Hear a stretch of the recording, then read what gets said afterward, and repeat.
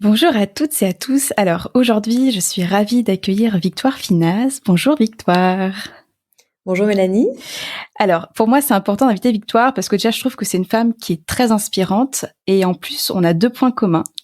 On a entrepris tous les deux très jeunes et le Salon du chocolat a, je pense, permis notre entrepreneuriat. Enfin, tu me diras si c'est vrai ce que je te dis. En tout cas pour toi, pour moi, c'est certain parce que ça a été la rencontre d'un chocolatier qui m'a amené à être entrepreneur.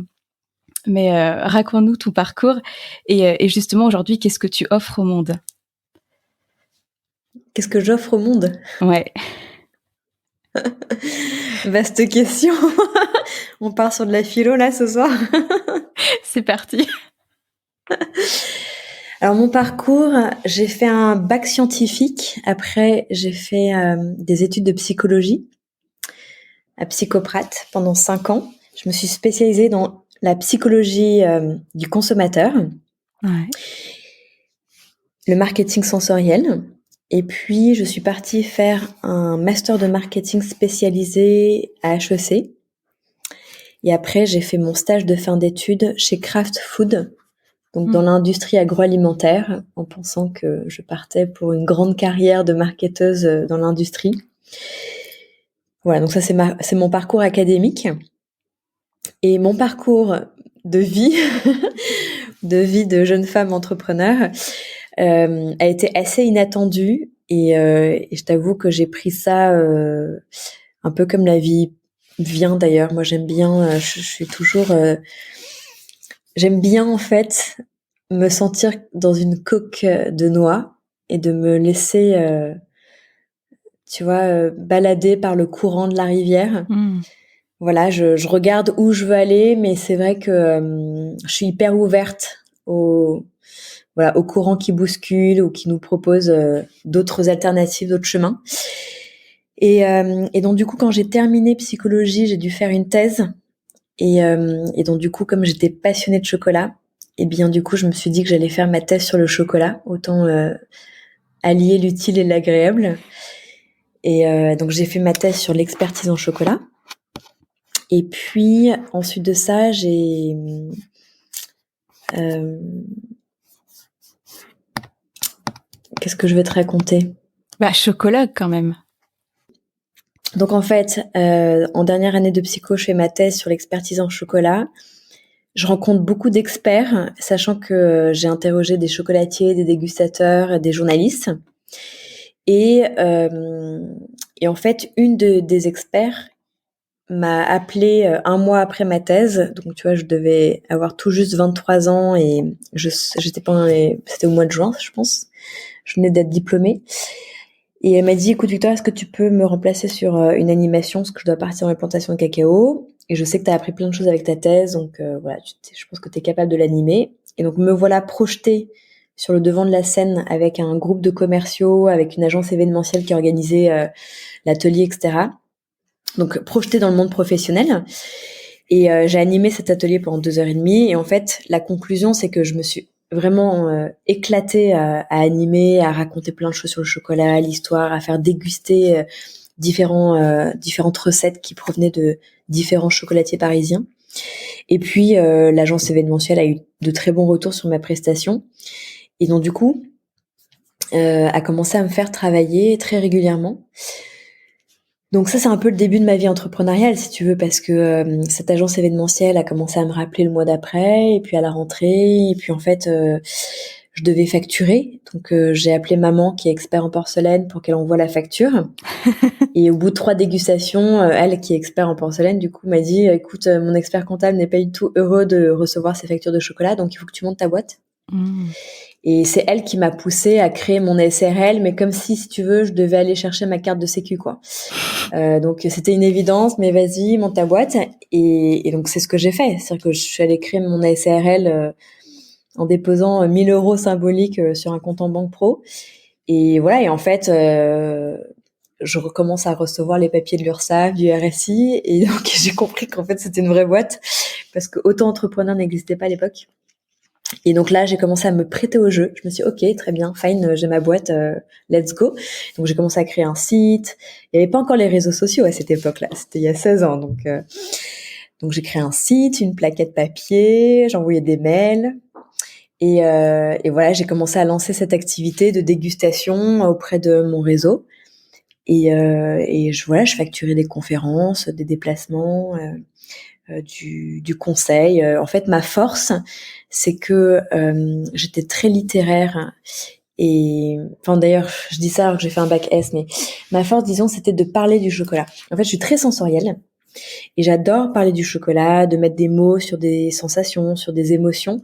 Et donc, du coup, j'avais toute une gymnastique autour de ces mots que n'avait pas forcément un artisan chocolatier ou un pâtissier. Et donc, du coup, la force qu'ils voyaient en moi, c'était vraiment cette capacité à raconter ce qu'on ressent quand on déguste un chocolat ou à transmettre une émotion.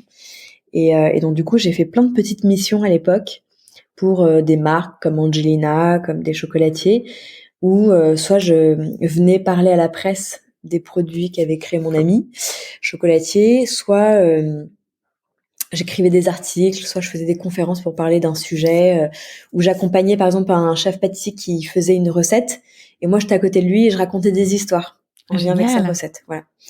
Donc c'est comme ça que je me suis lancée dans le milieu. J'avais pas vraiment de titre, tu vois, j'étais psychologue, passionnée de chocolat. Et puis quelques mois après, dans un atelier, il y a une personne qui me demande mais du coup c'est quoi votre métier? Et je lui dis c'est une très bonne question. Moi non plus je ne sais pas. Mais voilà, je suis psychologue, je suis passionnée de chocolat et je lui ai répondu je suis devenue chocologue, un peu marrant. Et il m'a regardé avec des grands yeux en disant mais c'est génial. Et donc du coup j'ai vu que il y avait peut-être un potentiel que ce mot pouvait peut-être décrire quelque chose que je faisais, qui était nouveau, que personne ne faisait et que j'avais inventé. Et voilà, donc en fait, j'ai gardé ce mot comme un titre et aujourd'hui, maintenant, je l'exploite comme une marque. Donc voilà, donc le chocologue, c'est vraiment le nom de maintenant de ma société, de mes activités. Ah non, mais je trouve ça absolument génial. Et puis c'est vrai qu'en plus, tu as réussi à développer une expertise. Enfin, moi qui, à la base, est issue aussi du chocolat, en tout cas, ça a été mon début entrepreneurial. Enfin, Victoire Finage Chocologue, c'est quand même, dans le monde du chocolat, euh, une femme importante, on va dire. Donc, c'est vraiment très drôle. Et là, dans ton parcours, ce qu'on peut entendre, c'est que finalement, entreprendre pour toi, c'était pas une évidence parce que il y avait plus ce côté carriériste potentiel en marketing. Et en même temps, entreprendre et créer ton entreprise, ça a été une évidence. Ça s'est fait très rapidement parce que ta maman, elle t'a un peu forcé à la créer parce qu'elle voulait plus avoir tes factures. Et du coup, t'as fait ça aussi avec beaucoup de, enfin, sans te rendre compte de tout ce qu'il y avait derrière. Mais totalement. Franchement, tu vois, à cette époque-là encore, hein, j'étais à fond dans le marketing et je me disais que j'allais faire ma carrière dans un grand groupe. J'avais été un peu formatée pour ça. Et puis, l'entrepreneuriat, si tu veux, comme mes parents sont entrepreneurs, pour moi, c'était aussi quelque chose de très simple. Enfin, c'était quelque chose que je connaissais. Il y avait rien d'extraordinaire et je me suis dit, bah tiens, j'aurai ma boîte à côté d'une activité, t'as un vrai métier. Donc je me suis dit, c'est pas incompatible. Bon, c'est sûr que tout le monde ne fait pas ça, mais bon, moi j'ai ma passion du chocolat à côté, ça me permettra aussi de m'épanouir avec ma passion et donc du coup voilà, c'est vrai que j'ai tout de suite créé cette société en me disant que c'était plus un loisir, un plaisir, et j'avais pas pris conscience réellement que j'étais en train de créer un métier, que j'étais en train de me créer une voie professionnelle. Tu vois, je pensais que c'était juste vraiment un loisir à côté. Mmh. Et c'est devenu une profession quand ouais, parce que là on est en 2006. Je viens d'être diplômée de psychologie et je termine mon master à HEC. Je fais mon stage de fin d'études. Et là, je décide de revenir en France parce que j'ai le projet de créer une marque de chocolat. Mmh. C'est-à-dire que ma société de conseil, si tu veux, c'était juste une facilité que j'avais. Enfin, je pensais au mot anglais facility. C'est plus un outil que j'avais à côté qui me permettait de facturer dès que j'avais besoin de facturer quelque chose. Mais ça m'est jamais apparu comme un projet principal. Et en fait, mon projet principal, c'est qu'après Craft, et même pendant mon stage, en fait, je l'ai fait à Madrid et j'ai exploré toutes les marques de chocolat qu'il y avait à Madrid. Et j'ai eu l'envie de créer un concept très particulier et de l'ouvrir à Londres ou à Paris, qui était un concept store où tu vendais le chocolat en libre service, ce qui n'existait pas à Paris, parce qu'à Paris, quand tu rentrais chez un artisan, il y avait un comptoir et on te servait. Mmh. Alors que là, c'était vraiment ambiance jazzy, Les filles étaient en t-shirt. Il y avait de la musique sympa, du coup tu pouvais te servir directement, il y avait un café, au fond de la boutique on pouvait déguster une pâtisserie, un chocolat chaud, et ça n'existait pas à Paris, ni à Londres, parce que j'ai fait mon bac à Londres, donc j'ai habité quelques années là-bas. Et je me dis tiens, ça c'est vraiment un concept qui pourrait plaire. Et donc du coup j'ai quitté Kraft, qui proposait de m'embaucher si tu veux, donc c'est là où j'ai vraiment fait un choix d'entrepreneuriat, parce qu'en fait c'était la boîte de mes rêves. Je m'étais quand même pas mal battue pour aller au stage, je t'avoue. Et là, ils m'embauchaient et en fait, j'ai senti qu'il y avait vraiment quelque chose qui me faisait vibrer, de créer un projet qui avait du sens pour moi. Et je me suis dit, bon, je suis jeune, j'ai 25 ans, c'est maintenant ou jamais. À la limite, je pourrais revenir. Je me suis un peu dit ça. Donc du coup, je suis repartie à Paris pour créer mon projet et ma marque. Et à cette époque-là, j'avais trouvé 2 associés qui étaient aussi issus du monde du chocolat, qui étaient beaucoup plus âgés que moi, donc du coup qui étaient aussi des mentors, des coachs, des personnes avec qui je pouvais rencontrer des gens vraiment intéressants dans le milieu de la gastronomie. Et donc du coup on a travaillé pendant 1 an sur l'ouverture d'un concept store, qui s'est transformé un petit peu comme un concept store de Sephora, où je voulais en fait référencer plusieurs marques de chocolat françaises, donc provinciales et étrangères. Super. Donc ça a duré 1 an, et puis finalement la crise de 2008 est arrivée. Et ce qui s'est passé à ce moment-là, c'est que Pierre Hermé m'a proposé de faire un stage de chocolaterie pour que j'apprenne à fabriquer. Et il m'a dit, écoute Victoire, t'adores parler du chocolat, t'en parles très bien, tu commences à développer tes formations et tes ateliers, mais je pense que ce serait vraiment intéressant pour toi que tu apprennes à fabriquer, parce que tu vas découvrir un autre aspect du chocolat qui va beaucoup t'inspirer. Et du coup, me voilà avec 2 mains gauches à côté de professionnels.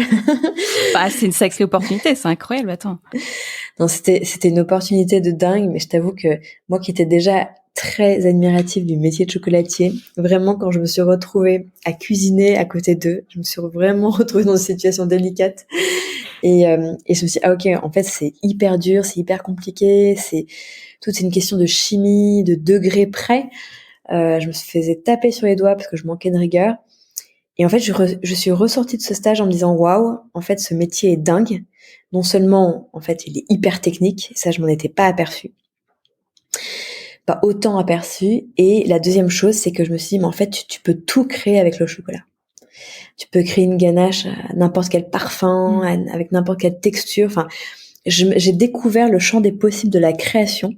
Et je me suis dit, mais c'est ça que je veux faire, c'est vraiment créer. En fait, j'ai envie de créer les chocolats de mes rêves. Et donc, du coup, à ce moment-là, donc, vraiment tout a coïncidé. C'est-à-dire que je suis sortie de mon stage et il y a eu la crise de décembre 2008 où vraiment ça a été une période très compliquée, notamment pour le commerce. Du coup, ça m'a fait peur d'ouvrir un concept store. Et j'ai dit à mes associés, mais pourquoi pas créer une marque de chocolat avec des recettes uniques, au lieu d'aller référencer différentes marques, nous créer des recettes, disons à mon image et à mon goût, et de créer un nouveau concept autour de la dégustation. Et donc voilà, donc ça a été le nouveau projet qui m'a encore occupée pendant 1 an, et c'est là où j'ai lancé ma première marque de chocolat qui s'appelait Abanico, où je présentais mes chocolats dans des éventails, où je décrivais à chaque fois les recettes de chaque chocolat pour inviter à la dégustation. Et tu vois, ça a vraiment été pour moi un projet entrepreneurial. Et ma boîte à côté où je faisais mes formations, mes animations, c'était pas devenu c'était, si tu veux, donc un projet plaisir qui, en fait, au cours de ce projet de création d'entreprise et de marque, est devenu beaucoup plus important. Parce qu'au final, quand j'ai créé ma marque de chocolat, je faisais 50-50. Tu vois, je vendais du chocolat et j'étais autant occupée avec les animations. Mais donc, du coup, je gérais 2 boîtes. Une boîte pour moi et puis une boîte avec mes associés qui était ma marque de chocolat. Ouais, donc sacrée expérience. Et du coup, ça a été quoi? Parce qu'aujourd'hui, tes chocolats, c'est Carré de Victoire. Donc, il y a eu un shift à un moment donné. Ouais, exactement.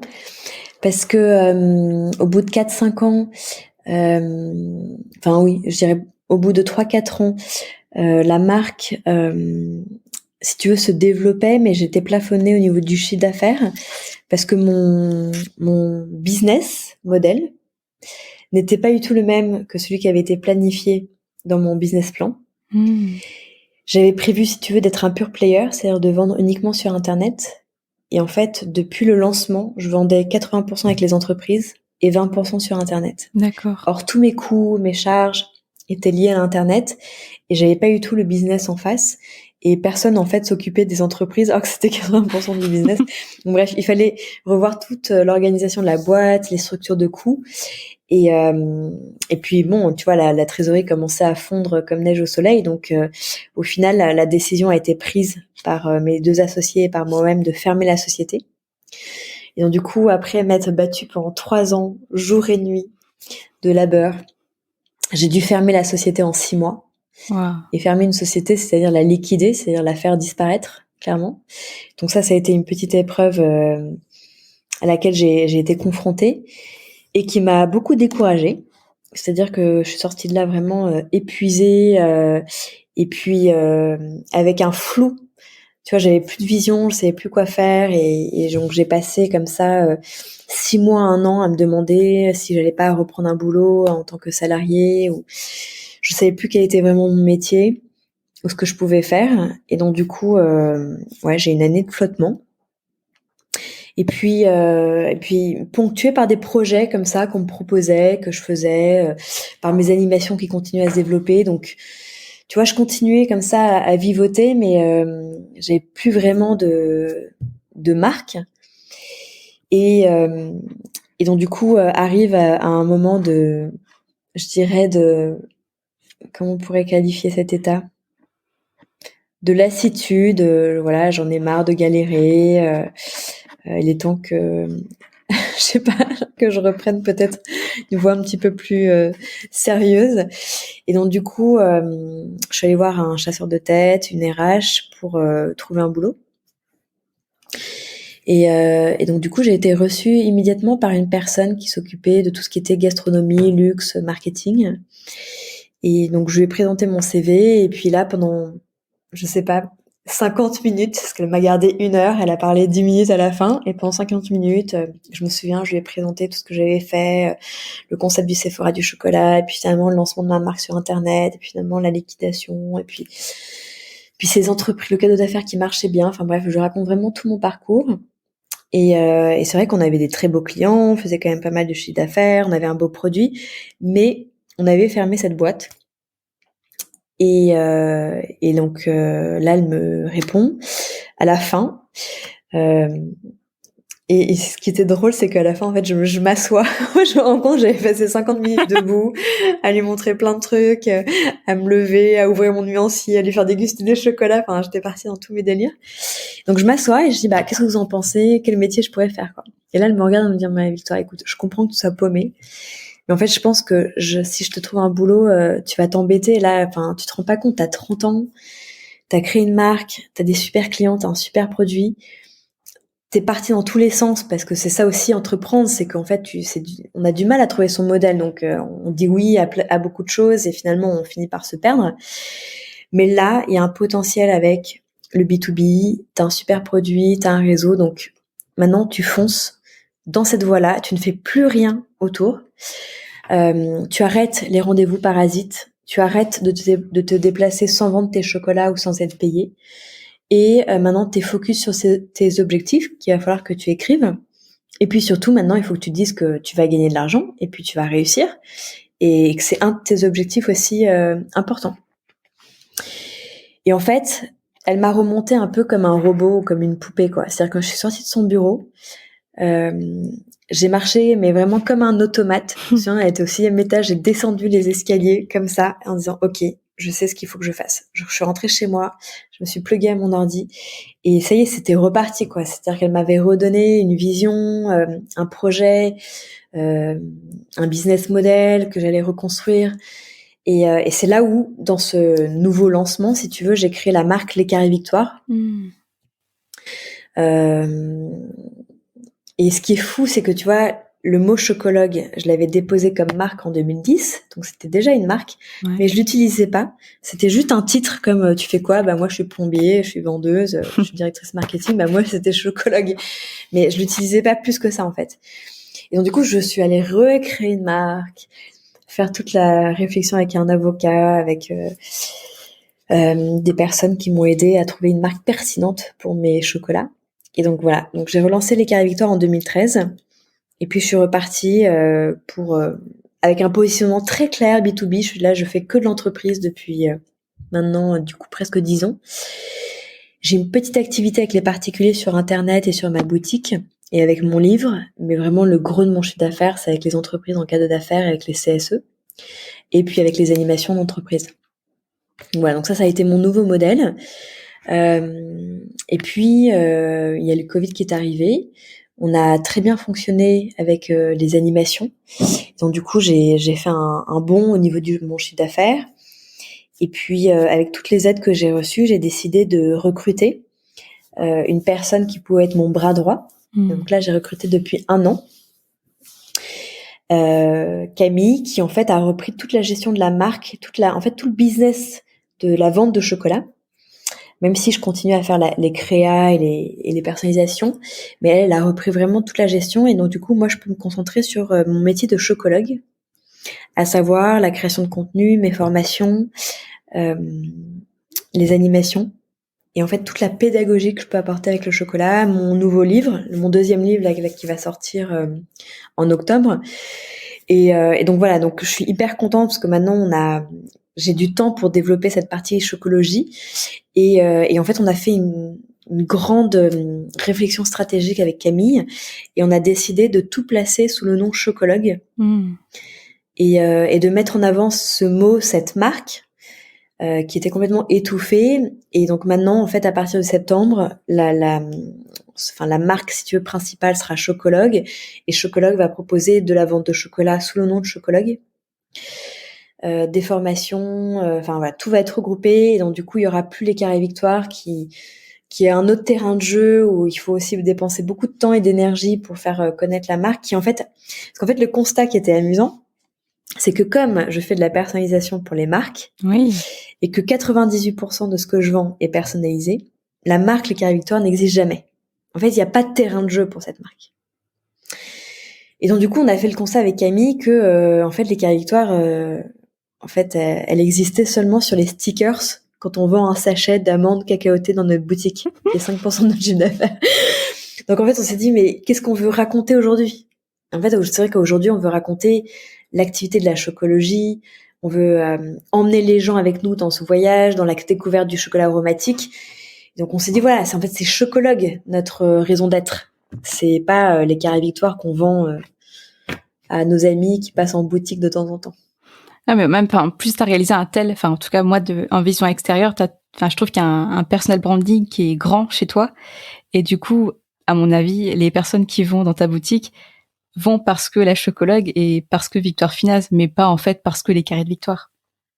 Mais sûrement t'as raison. Hein. Moi je m'en rendais pas compte extérieurement. Mais c'est vrai que même la presse, tu vois, toutes les télés, les articles, les invitations, je les ai parce que c'est la Chocologue, pas parce que j'ai une marque de chocolat. D'ailleurs, la presse en parle jamais. Ce qui les intéresse, c'est ma démarche de psychologue, qui est devenu expert en chocolat, qui fait des formations. Donc, c'est sûr que c'est beaucoup plus ce rôle qui interpelle. Et donc, du coup, voilà, je pense que tout le monde a raison. J'ai mis du temps à me rendre compte. Il n'était pas trop tard pour changer. Donc voilà, on est en pleine. Donc tu vois, j'ai l'impression après comme ça 15 ans d'entrepreneuriat que aujourd'hui c'est un nouveau départ. C'est quand même fou, tu vois. Wow. À l'heure où je te parle, j'ai l'impression que je suis en train de lancer une nouvelle boîte. Ouais, c'est extraordinaire. Et puis je trouve que même au niveau de l'énergie, tu vois, de la vision, de tout ce que tu peux ressentir. Enfin, je sais quand nous en tant qu'entrepreneurs, et puis tous les deux on est très sensoriels. Au niveau du corps, tu vois, tu sens quand t'es juste, quand t'es aligné, quand voilà, tu viens de parler du fait que t'as délégué une partie de ton travail, t'as recruté, et je sais que pour toi aujourd'hui, il y a eu l'entreprendre seul, mais entreprendre ensemble maintenant, c'est quelque chose que tu adores, hein, parce que tu me l'as dit un peu. C'est une nouvelle dynamique ouais. et ça me fait du bien. Franchement, tu vois, j'ai toujours une équipe autour de moi, mais j'ai toujours une équipe éphémère. C'est que j'ai toujours eu des stagiaires. Donc là, depuis 15 ans, j'ai plus de 40 stagiaires qui sont passés dans la boîte. J'ai eu beaucoup de CDD. J'ai eu quelques CDI à l'époque de ma première marque. Mais c'est vrai que j'avais été tellement terrorisée Parce que quand j'ai dû liquider la boîte, si tu veux, j'ai replacé tout le personnel, je me Bien suis sûr. retrouvée seule du jour au lendemain à vendre les meubles sur Amazon, quoi. Et, enfin, sur Le Bon Coin, excuse-moi. Et donc, du coup, ouais, je suis sortie de cette expérience très frileuse. Je m'en suis rendu compte et donc, du coup, je suis restée longtemps très seule parce que j'ai eu peur de recruter, j'ai eu peur de dépenser, j'ai eu peur de beaucoup de choses. Et, euh, et donc, du coup, voilà, j'ai avancé très... Mais en fait, du coup, ça m'a fait avancer beaucoup plus lentement que mes 3 années d'entrepreneuriat avec beaucoup de moyens, où tout de suite, ça fait pchit, j'ai explosé, tout le monde m'a connue dès les 6 premiers mois, j'étais dans les articles de presse au même titre que les meufs chocolatiers à Paris, si tu veux, mais en fait, c'est pas ça, créer une boîte, tu vois, c'est pas faire pchit. Créer une boîte, c'est déjà avoir un projet que tu veux mener à long terme, et donc il faut développer une vision, il faut développer un business model qui marche, il faut avoir une valeur ajoutée, une raison d'être, euh, il faut créer une image, il faut créer aussi un produit de qualité. Enfin, tout ça, c'est pas pchit, tout ça, ça prend du temps, ça se réfléchit, et donc du coup, j'étais quand même ravie de ces 10 ans où j'ai pu me poser, même me construire en tant que femme. Tu vois, on n'en parle pas parce que là, on raconte mes projets entrepreneuriels, mais moi, entre 25 ans et 39 ans maintenant, il s'est quand même passé un bout de chemin pour une femme. Tu vois, entre ma vie étudiante, le début de l'entrepreneuriat, où j'ai carrément sacrifié 4 ans de ma vie, où je suis pas sortie, tu vois, je me suis coupée de ma famille, de mes amis, parce que je travaillais tout le temps. Et bien ensuite de sortir de ça, parce que voilà, il y a un homme qui rentrait dans ma vie, je me suis mariée, il fallait que je donne des nouveaux objectifs à ma vie personnelle. Après l'arrivée de 2 enfants, voilà, c'est sûr que moi-même j'ai énormément évolué. Mes priorités ont changé, mon organisation, mes journées, euh, et tout ça fait que voilà, c'est aussi ces 10 dernières années euh, qui qui m'ont énormément marqué, et tu vois, c'est comme je te disais, j'ai l'impression là aujourd'hui, ça y est, j'ai mes 2 enfants. Enfin voilà, j'ai une marque établie, j'ai un business model qui marche, j'ai recruté. Enfin voilà, là, j'ai l'impression vraiment, tu vois, que les feux se sont allumés et que voilà, la fusée peut décoller, et c'est un sentiment tellement agréable aujourd'hui que j'ai. Voilà, je suis dans une nouvelle dynamique avec beaucoup, beaucoup d'énergie, loin de mes burn-out et tu vois, de mes sentiments de confusion, ou des situations où je pouvais être un peu perdue. Ça y est, là, maintenant, j'ai l'impression que le chemin s'est dégagé et l'autoroute est là et il n'y a plus qu'à avancer. Ouais, c'est merveilleux. Et merci aussi de rappeler que, parce que tu sais, quand on se lance, en plus dans cette société qui est de plus en plus dans l'immédiateté, euh, tu vois, de rappeler qu'il y a des choses, parfois, ça prend du temps et c'est OK. Et en même temps, tout ce chemin parcouru a eu du sens, à mon avis. Si t'avais pas vécu tout ce que t'as vécu avant, t'en serais pas là non plus aujourd'hui. Oui, c'est sûr que on se rend compte avec du recul, hein, que toutes les expériences sont essentielles, même les plus dures, celles qui font mal, celles qui sont pas agréables, ni pour le moral, ni pour l'ego, ni pour même physiquement, tu vois, quand t'es épuisé physiquement, tu mets du temps à t'en remettre. Et mais en fait, tout ça, ça fait grandir. En tous les cas, il faut à chaque fois se dire, ok, cette chose est géniale. Euh, J'en profite et je savoure ce moment, j'ouvre le champagne et je célèbre. Puis cette situation est très difficile, mais qu'est-ce que j'en retiens? Qu'est-ce que j'apprends? Qu'est-ce que je découvre de moi-même? En fait, tu vois, cette personne RH, elle m'a fait rendre compte que j'avais un talent, Mmh. que j'avais eu des super clients, que mon produit était top, délicieux, joli, qu'il y avait un potentiel. Même ça, je le voyais plus.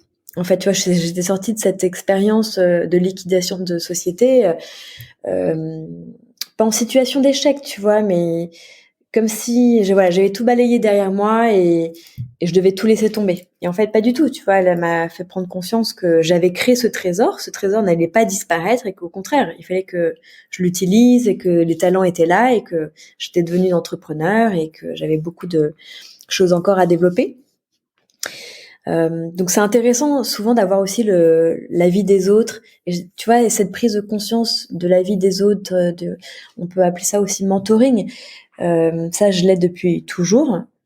Et je me suis toujours entourée de personnes très extérieures qui jouaient ce rôle un peu de balle de ping-pong qui te revient à la figure avec des questions. Voilà, il y a jamais de jugement ou de critique, c'est toujours ah, et tiens, pourquoi tu fais ça? Pourquoi tu fais ça? Et tu vas aller où? Et puis, pourquoi t'as pris telle décision? Et est-ce que t'as fait ci? Est-ce que t'as fait ça? Est-ce que t'as pensé à ça? Et c'est plein de questions qui nourrissent l'esprit et qui permettent, oui, une remise en question, qui permettent de remettre à plat les objectifs, de savoir où on en est aussi personnellement, quelles sont les envies, les attentes, les besoins. Et en fait, tu vois, j'ai pris l'habitude de me poser ces questions chaque année. Et chaque année, c'est pas que je remets en cause mon business et mon projet, mais chaque année, ouais, je réécris les objectifs. Et chaque année, je pars avec des nouveaux objectifs en fonction de mon état, de ma vie, de ce que j'ai envie de faire, du temps que j'ai envie de consacrer. Et ça, je trouve que c'est hyper important. Ouais, c'est hyper important de s'offrir ces espaces-là. Et tu vois, quand tu as parlé d'échec par rapport à ta première société, moi, là, l'automne dernier, avec Christophe, on a décidé d'arrêter notre SAS aussi. Et du coup, là, je suis en fin de process de liquidation dissolution puis liquidation.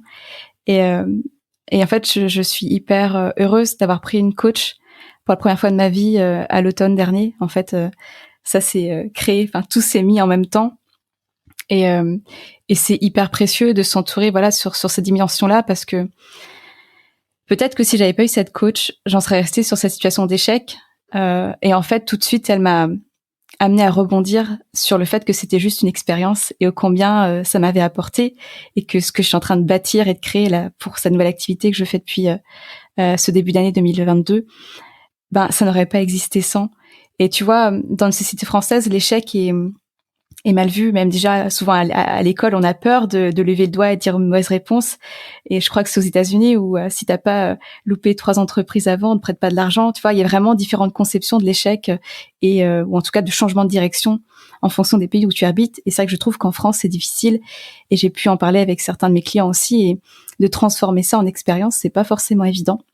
Donc merci aussi de partager à ce sujet.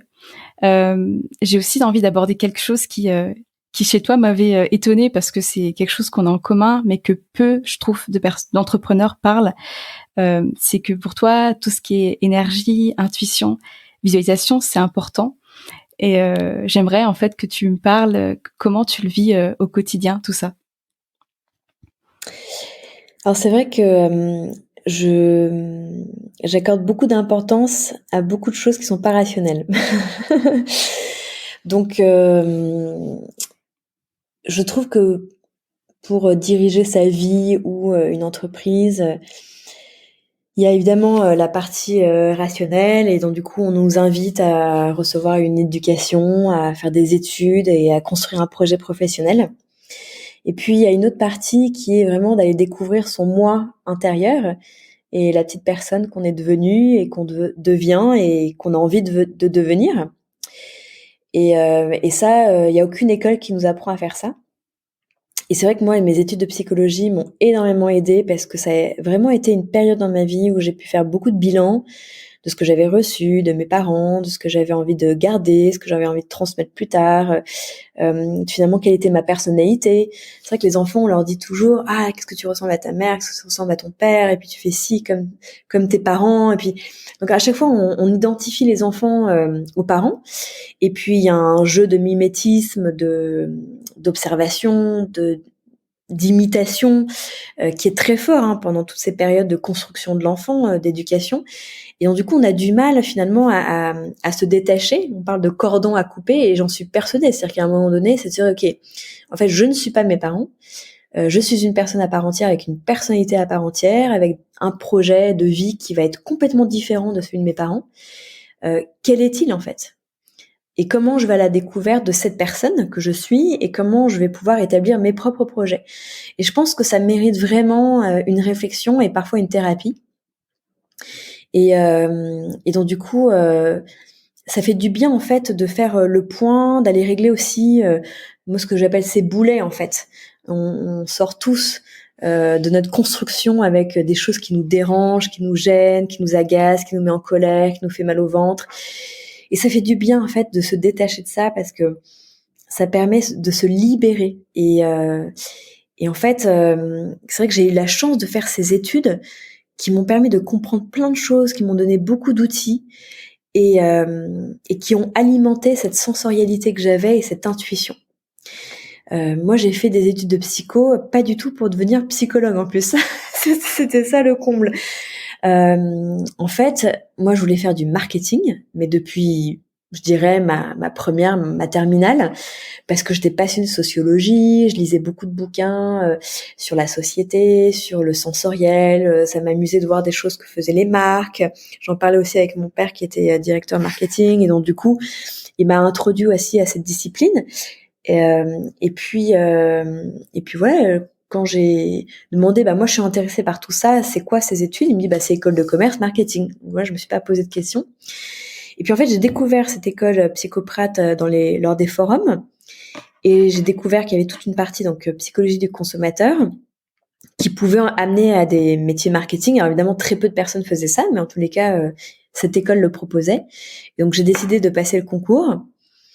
Et puis quand j'étais prise, en fait, je me suis dit, tiens, pourquoi pas faire psychologie pour faire du marketing finalement.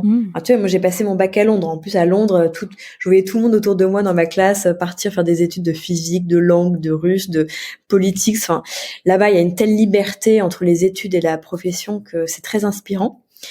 Et moi, je me suis dit, pourquoi pas faire psycho pour faire du marketing? Ça me semblait tout à fait logique, alors que c'est pas du tout.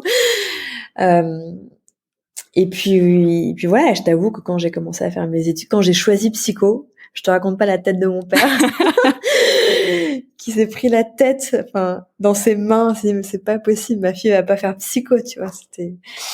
Mais bon, moi j'ai eu l'intuition que c'était exactement les études qui me correspondaient, que c'était des études qui pouvaient me permettre de faire du marketing sensoriel que j'aimais. Donc j'étais assez confiante, tu vois.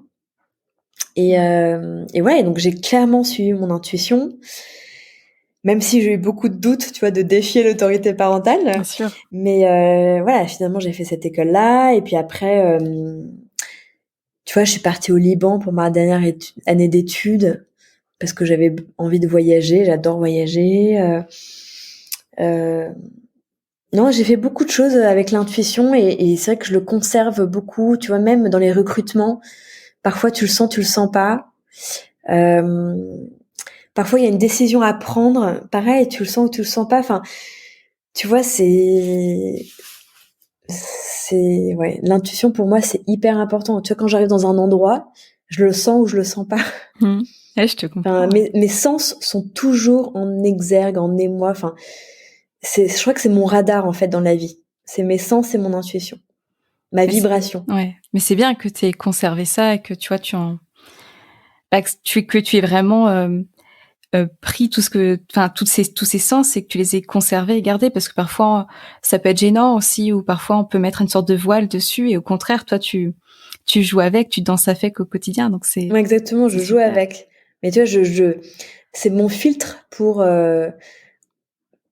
interagir dans la vie en fait.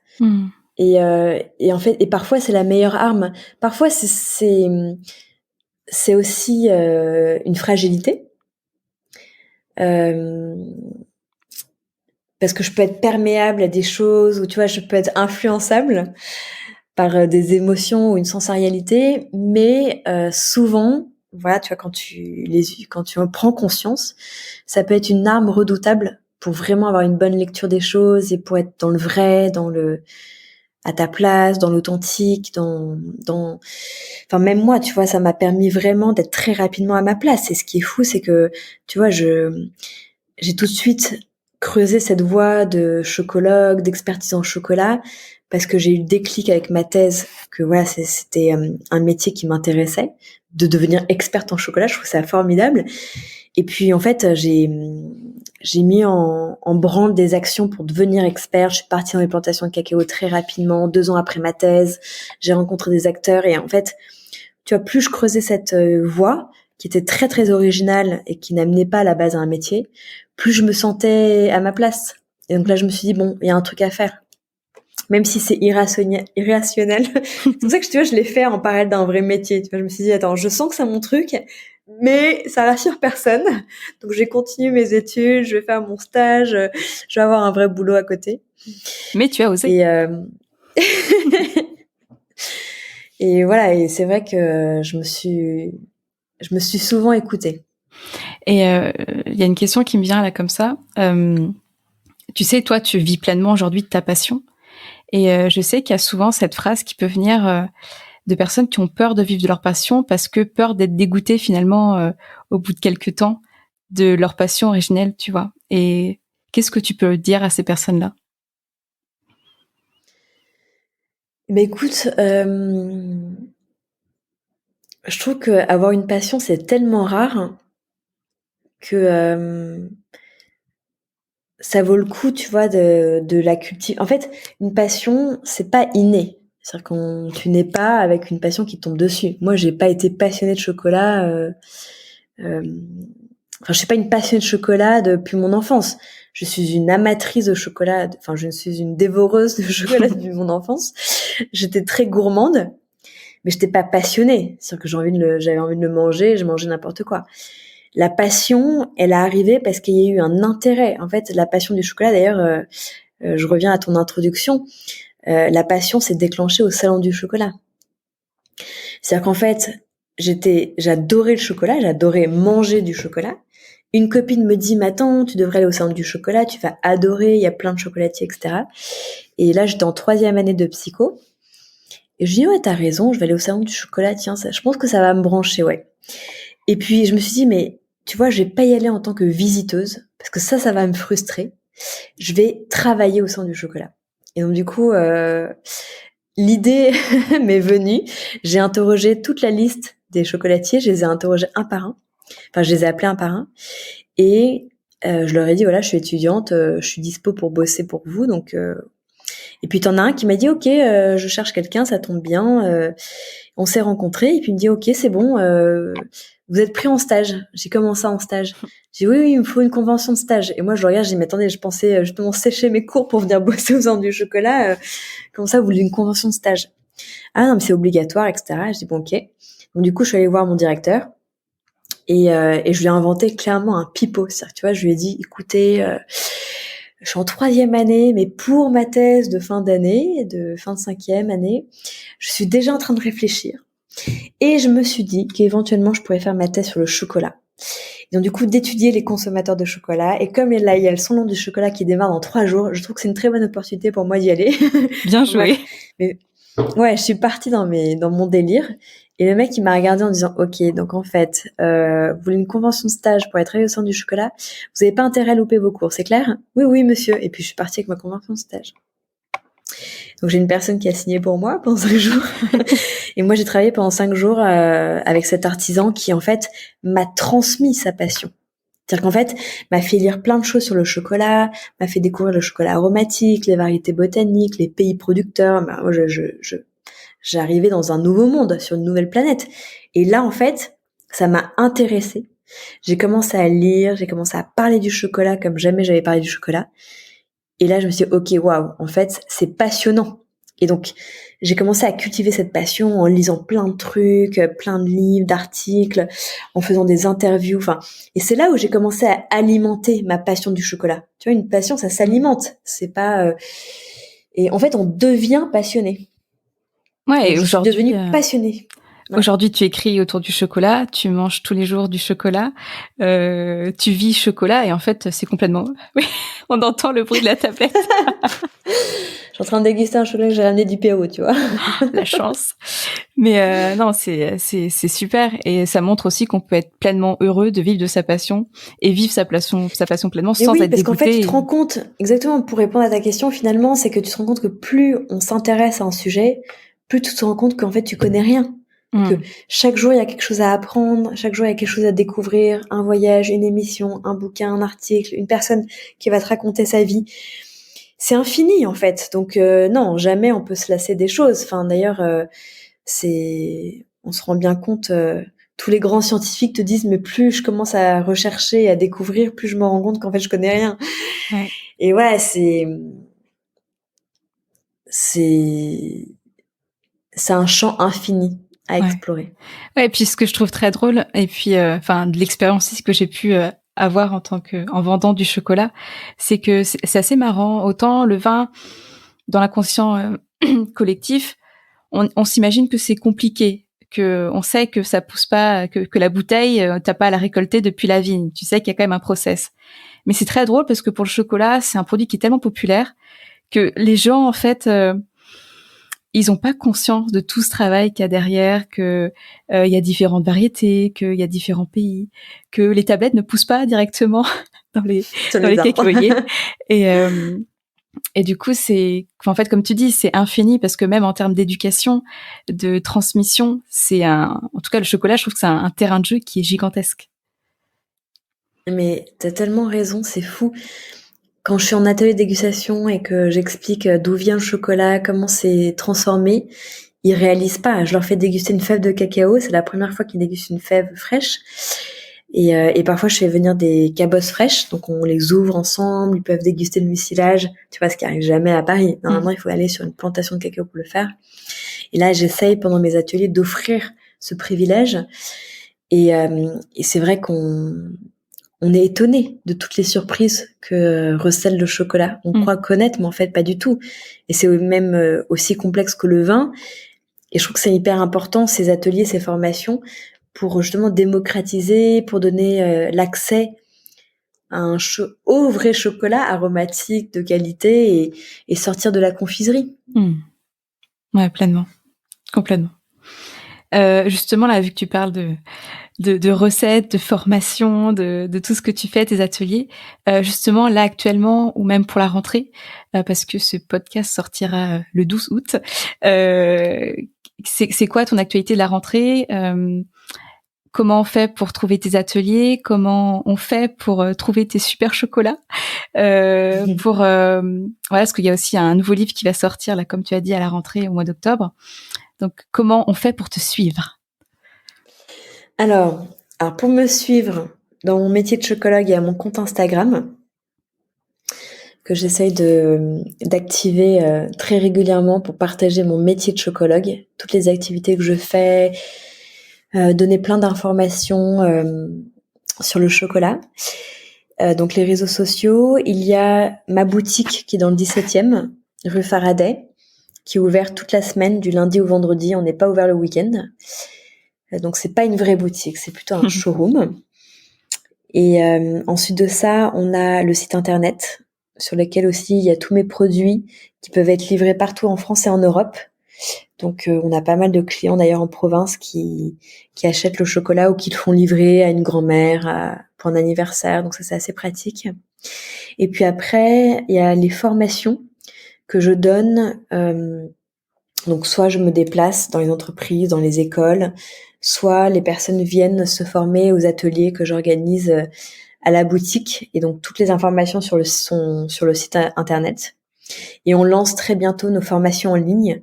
Donc Super. toute personne en France ou à l'étranger pourra suivre une formation de chocologie, s'initier à la dégustation du chocolat, comprendre comment le goût du cacao se forme et apprendre à reconnaître des mauvais chocolats, les défauts. Donc voilà, je vais donner plein d'outils pour que les personnes puissent enfin être capables de juger ce qu'ils dégustent, qu'on leur raconte pas n'importe quoi, comment on se renseigne, qu'est-ce qu'il faut connaître avant de déguster un chocolat. Donc toutes les clés en fait pour déguster. Et il y aura une partie botanique, fabrication, voilà, pour la culture G, pour bien comprendre d'où ça vient. Et puis il y aura des modules après sur la nutrition, la cosmétique, les accords vin et chocolat. Donc voilà, on a pas mal de modules complémentaires pour ceux qui sont intéressés par un sujet en particulier. Donc ça c'est un gros projet. Et puis mon livre qui sort sur les bienfaits du chocolat, que j'ai écrit avec un médecin nutritionniste. Donc là c'est intéressant parce que c'est vraiment un livre qui porte sur donc vraiment c'est tout ce que le chocolat nous apporte, aussi bien au niveau psychologique, émotionnel, physique, et puis plein d'outils pour mieux percevoir le chocolat. Je parle de perception parce qu'en fait mon premier livre Super Chocolat, lui c'est vraiment la bible pour apprendre à déguster. donc avec tout le vocabulaire, toute la méthodologie d'analyse sensorielle. Donc là, j'ai vraiment tout mis dans ce premier livre. Et ce deuxième livre, c'est pas du tout une répétition, c'est un complément pour, une fois qu'on connaît l'analyse sensorielle et comment déguster le chocolat, c'est comment, en fait, jouer avec ses sens. Comment comprendre mieux notre corps pour être capable de mieux déguster, plus se faire plaisir. Parce qu'en fait, j'accentue évidemment sur le goût du chocolat, sur quel est le bon chocolat pour sa santé, pour le goût, pour le moral. Donc voilà, c'est plein d'outils, il y a des petits jeux hyper sympas. Voilà, c'est un deuxième livre hyper croustillant qui se veut très complémentaire du premier et que j'ai trop hâte de sortir parce que franchement, il y a 50 recettes à l'intérieur pour se faire plaisir. J'ai 11 chefs invités comme Pierre Hermé, Jean-Paul Évin, François Dobinet, Johanna Lepas, enfin franchement plein d'amis chefs pâtissiers dans des palaces, dans des belles maisons qui ont donné une recette vraiment très généreusement et c'est un livre pour ça humainement, tu vois, qui est un cocktail de plein d'infos hyper sympa. Eh ben, on a hâte qu'ils sortent. Et alors, admettons, on a envie de découvrir tes chocolats. Si on a 3 bah justement, je vais reprendre le même mot, mais à découvrir, ce serait lesquels pour toi? Eh bien, écoute, j'ai assez envie d'inviter l'amateur à découvrir les tablettes de chocolat parce que j'ai fait une sélection d'origine qui est vraiment intéressante pour expérimenter justement ces variations aromatiques. Tu vois, on pense que le chocolat a un goût et en fait pas du tout. Un chocolat, c'est comme le vin. Il y a autant de variétés de goûts, de palettes aromatiques que le vin peut proposer. Donc j'ai un chocolat qui est fruité, un chocolat qui est boisé, un chocolat qui est végétal, un chocolat qui est de notes de fruits, de bananes. C'est très très varié. Donc ça, j'ai assez envie. Enfin, d'ailleurs, c'est plutôt le produit que je propose. Et après, il y a tout ce qui est gourmandise. On a des trucs croustillants, des amandes cacaotées. Donc ça, c'est vraiment toujours un best-seller parce que les gens adorent avoir, tu sais, des petites amandes. En plus, c'est hyper healthy, les amandes. Et le chocolat aussi. Et le chocolat aussi. Donc ça, c'est un petit produit grignotage qui est trop sympa pour le petit creux de 4 heures, là. Et après, j'ai évidemment mon nuancier. Tu vois, mon nuancier de ganache et praliné, c'est vraiment les recettes que je crée, que je change chaque année. Enfin, il y a vraiment les iconiques qui restent, mais il y a tout le temps des nouvelles recettes qui arrivent. Et là, j'ai des nouvelles recettes pour la rentrée qui sont vraiment top, autour du mucilage, autour du praliné pistache, autour du praliné maïs. On fait tout un nuancier autour de la plantation de cacao pour faire découvrir aux gens tout ce qui pousse sur une plantation de cacao. Donc voilà, il y a aussi bien des oranges que des ananas, que des mangues, que du curcuma, des épices, enfin des fleurs. C'est hyper riche. Et donc voilà. Donc maintenant, tu vois, j'essaye de créer des chocolats pour faire découvrir soit des ingrédients que j'ai découverts et qui m'ont ému. Ça peut être un poivre, ça peut être une fleur, un fruit exotique, ou faire découvrir des chocolats qui rappellent des émotions ou des voyages. Par exemple, tu vois, ma ganache poivre de Timut ou poivre menthe poivrée qui rappelle le thé à l'amande du Maroc. Enfin, voilà, c'est toujours des chocolats qui sont très riches en émotions. Bon, bah là, pour moi, un chocolat, clairement, on a faim. Émotion et ouais. J'aimerais vraiment que tu vois que mes chocolats excitent les papilles, aiguisent les sens, ravivent des émotions, des souvenirs, esquissent des sourires. J'attends ça de mes chocolats. Bah, c'est une belle vision aussi que tu as pour tes créations. Toutes les informations de toute façon que tu as citées, je les remettrai sous le podcast, comme ça les gens pourront accéder tout ça facilement. Et dernière question pour clôturer, qu'est-ce que tu penses qui arriverait si chaque personne de cette planète se donnait la permission d'entreprendre sa vie? Peut-être qu'ils seraient plus heureux. Je trouve que il y a un sentiment, tu sais, qui crée beaucoup de mal-être, c'est le côté d'avoir le sentiment qu'on subit, qu'on n'a pas le choix, que c'est imposé. Et je pense que l'homme a soif de liberté, et d'ailleurs ça a été sa quête depuis des millénaires, c'est sa liberté. Donc déjà s'octroyer la liberté de choisir, la liberté de s'écouter, de se faire confiance, je pense que c'est déjà une liberté qui rend heureux, qui crée beaucoup de bien-être, et parfois on n'ose pas se l'octroyer. Et c'est ça aussi qu'on découvre quand on devient entrepreneur, c'est la force qu'on développe, l'énergie, les bonnes nouvelles aussi qui peuvent arriver dans cette liberté d'entreprendre. Ça peut être une boîte où en effet son projet personnel, où on veut habiter, dans quelle boîte on veut travailler, quelles sont les activités extrascolaires, extra boulot qu'on peut faire, qu'on a envie de se donner. Tout ça, ce sont des choix en fait. Donc je pense que c'est hyper important d'être conscient de ses choix et choisir de s'octroyer 1 heure de yoga par semaine parce qu'on sait que ça nous fait du bien et ça s'organise et d'être maître de son emploi du temps. Je pense que c'est vraiment une énorme victoire. Et donc tu vois, même moi, je suis entrepreneur, mais parfois mon agenda m'échappe et à chaque fois je dis non, il faut absolument que je décide de ce que je fais dans la journée. Donc voilà, tout le monde doit se donner c'est un peu une discipline, mais qui donne beaucoup de liberté. À la fin de l'année, je pense qu'on est vraiment fiers de soi.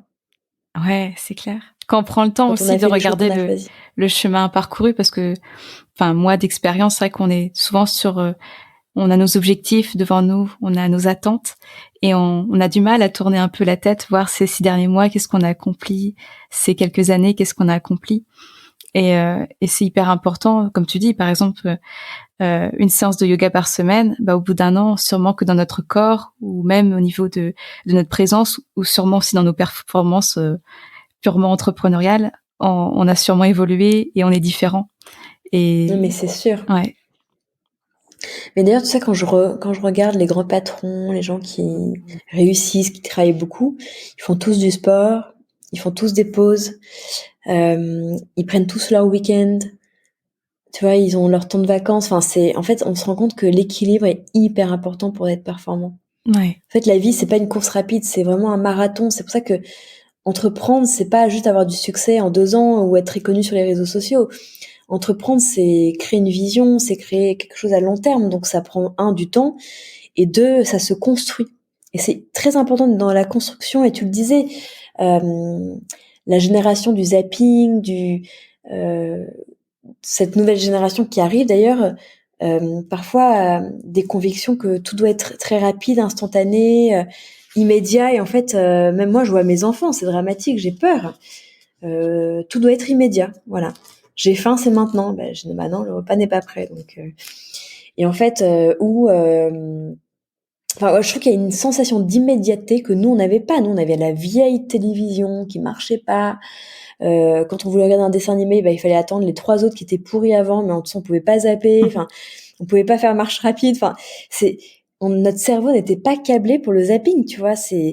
Et je vois aujourd'hui, c'est l'iPhone, c'est je zappe la page, le dessin animé, le truc sur YouTube, et ça développe des nouveaux cerveaux. Et je me demande ce que ça va donner, mais c'est vrai que ce côté immédiat, instantané, c'est pas l'humain, quoi. L'humain a mis du temps, a des millénaires à s'établir, à se civiliser, à construire. On construit des monuments sur plusieurs centaines d'années, donc il faut prendre conscience que voilà, une vie, ça dure 80 ans, c'est pas immédiat, et il faut prendre le temps de faire les choses, de voir les choses s'accomplir. Et j'espère vraiment qu'il y aura des événements, des exercices qui vont donner ces apprentissages en fait à ces nouvelles générations qui n'ont pas eu les vieux téléviseurs et les vieux téléphones dans la maison qui sonnaient au milieu du salon. Il fallait attendre son tour, ou voilà, il fallait attendre que la ligne soit libre pour téléphoner, quoi. Ouais, je veux pas faire mon vieux dinosaure, mais c'est vrai que je pense qu'au niveau des neurosciences et de la cognition, ça paramètre pas le cerveau de la même façon. Il faut en être conscient. Ouais, c'est évident. Écoute, merci pour cet échange. C'était super précieux et c'était aussi très chouette de te retrouver maintenant. Oui, après, merci Mélanie pour ce moment. Après quelques années peut-être qu'on s'était rencontrés dans un hôtel, et ça a été aussi une belle rencontre, en tout cas très authentique, et c'est ça que j'adore chez toi. Merci beaucoup. Donc merci. Je te renvoie ce compliment. Oh, c'est gentil. Mais en tout cas, je te souhaite un bel été. Là, je sais que tu es chez toi pour peut-être une petite pause. Et Ouais, un bel été pour attaquer la rentrée. voilà. Avec beaucoup d'énergie. Et pour une fin d'année chocolatée au possible. C'est clair. Eh ben, merci. Écoute, merci beaucoup, Mélanie. Merci à toi pour cet accueil. Avec plaisir. À bientôt, Victoire. À bientôt. Bye bye.